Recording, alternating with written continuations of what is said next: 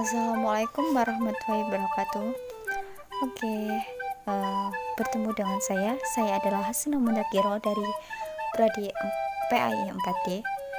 Di sini saya akan menjelaskan tentang teori belajar behavioristik dan kognitivistik.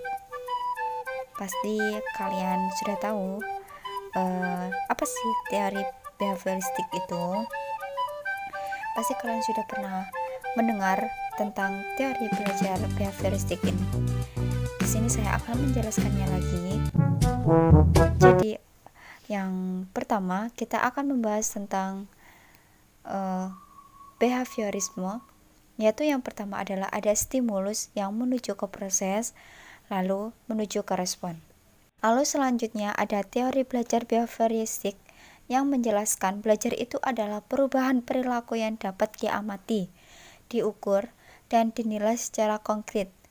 Perubahan terjadi melalui rangsangan atau stimulans yang menimbulkan hubungan perilaku reaktif atau respon berdasarkan hukum-hukum mekanistik. Stimulans tidak lain adalah lingkungan belajar anak, baik yang internal maupun eksternal, yang menjadi penyebab belajar. Jadi, sedangkan respon adalah akibat atau dampak berupa reaksi fisik terhadap stimulans. Belajar berarti penguatan ikatan, asosiasi, sifat, dan kecenderungan perilaku SR atau stimulus dan respon.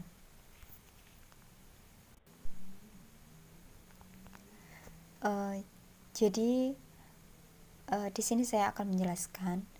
Pada teori belajar ini sering disebut dengan SR atau stimulus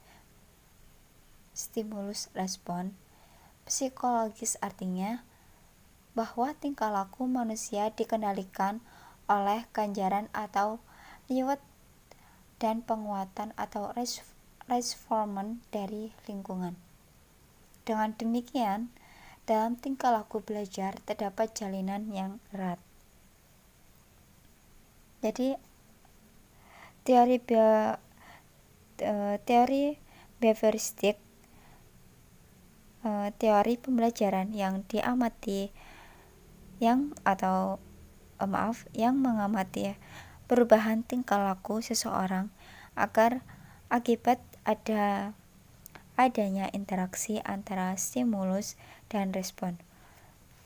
Contohnya, ketika guru memberikan studi kasus kepada murid secara tidak langsung, guru memberikan stimulus, kemudian ketika murid mendengar dan berpikir apa yang telah disampaikan oleh guru, artinya murid tersebut telah merespon stimulus yang diberikan. Menurut Slevin teori,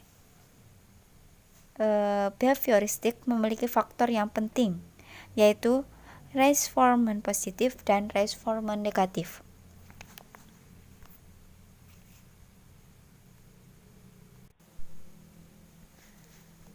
Jadi teori ini hingga sekarang masih mendominasi praktek pembelajaran di Indonesia. Hal ini tampak dengan jelas pada penyelenggaraan pembelajaran dari tingkat paling dini seperti kelompok bermain, taman kanak-kanak, sekolah dasar, sekolah menengah, bahkan perguruan tinggi. Pembentukan perilaku dengan cara pembiasaan diri disertai dengan hukuman atau reinforcement masih sering dilakukan. Jadi seperti itu. Jadi selanjutnya ada teori behavioristik, yaitu saya menuliskan di situ ada 5 poin, yaitu yang pertama mementingkan faktor lingkungan, menekankan pada faktor bagian, menekankan pada tingkah laku yang nampak dengan mempergunakan metode objektif yang sifatnya mekanis, dan mementingkan masa lalu. Jadi di sini saya akan menjelaskan lagi, karena tidak dapat diamati dan tidak dapat diukur. Yang dapat diamati adalah stimulus dan respon, Oleh sebab itu, apa saja yang diberikan guru adalah stimulus dan apa saja yang dihasilkan peserta didik adalah respon. Semuanya harus dapat diamati dengan respon. Jadi seperti itu. Jadi ada implikasi teori behavioristik dalam kegiatan pembelajaran tergantung dari beberapa hal seperti tujuan pembelajaran, sifat materi pembelajaran, karakteristik peserta didik, media, dan fasilitas pembelajaran yang tersedia. Pembelajaran yang dirancang dan dilaksanakan berpijak pada teori behavioristik memandang bahwa pengetahuan adalah objektif, pasti, tetap, dan tidak berubah. Seperti itu. Lalu kita akan ke bab yang selanjutnya, yaitu teori belajar kognitivistik. Teori belajar kognitivistik ini teori belajar yang tentu berbeda dengan teori belajar behavioristik. Jadi proses belajar lebih penting daripada hasil belajar. Seperti itu.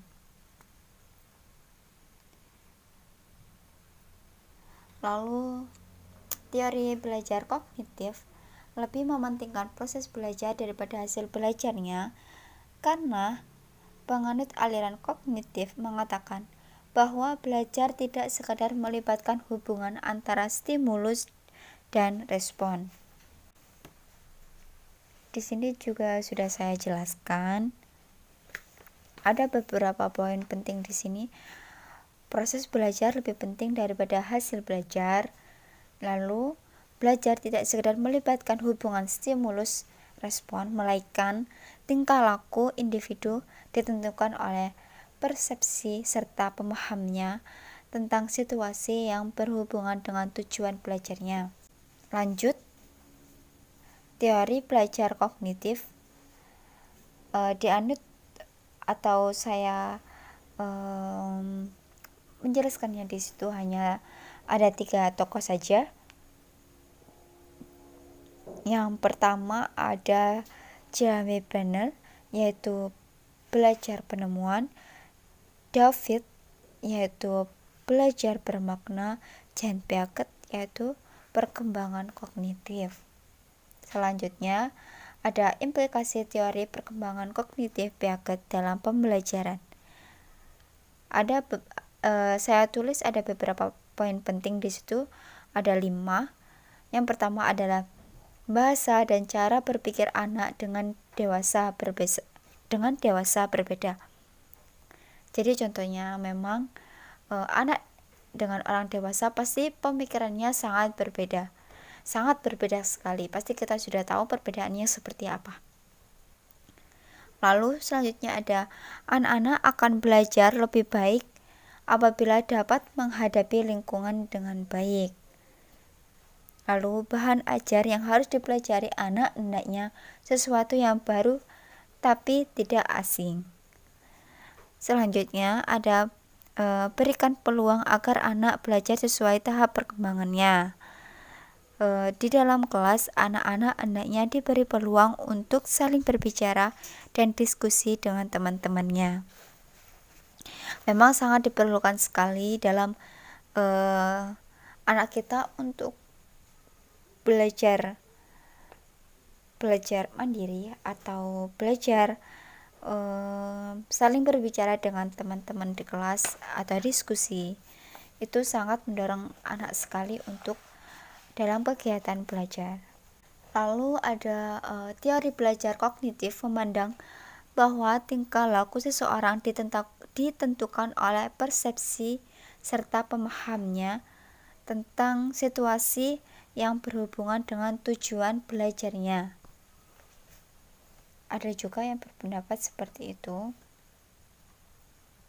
Lalu selanjutnya ada aplikasi teori kognitif.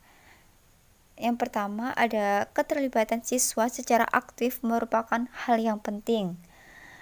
Meningkatkan minat dan retensi belajar perlu mengaitkan pengetahuan baru dengan struktur kognitif yang telah dimiliki siswa. Materi pelajaran dengan menggunakan pola atau logika tertentu dari sederhana ke kompleks. Lalu selanjutnya ada perbedaan individu pada siswa perlu diperhatikan karena faktor ini sangat dipengaruhi atau sangat mempengaruhi keberhasilan belajar. Jika teori belajar di sini saya akan menyampaikan intinya atau poin pentingnya. Jika teori belajar behavioristik mempelajari proses belajar sebagai hubungan stimulus respon, maka teori belajar kognitif merupakan suatu bentuk teori belajar yang sering disebut sebagai model perseptual. Jadi, belajar merupakan perubahan persepsi dan pemahaman yang tidak selalu dapat terlihat sebagai tingkah laku yang nampak. Menurut psikologi kognitif, belajar dipandang sebagai usaha untuk mengerti sesuatu. Usaha itu dilakukan secara aktif oleh peserta didik. Keaktifan itu dapat berupa mencari pengalaman, mencari informasi, memecahkan masalah, mencermati lingkungan, mempraktekkan sesuatu untuk mencapai tujuan tertentu. Jadi, teori belajar behavioristik dan teori belajar kognitivistik itu sangat berbeda. Sudah saya jelaskan tadi. Jadi, semisal ada salah kata dalam penjelasan saya mohon maaf yang sebesar-besarnya.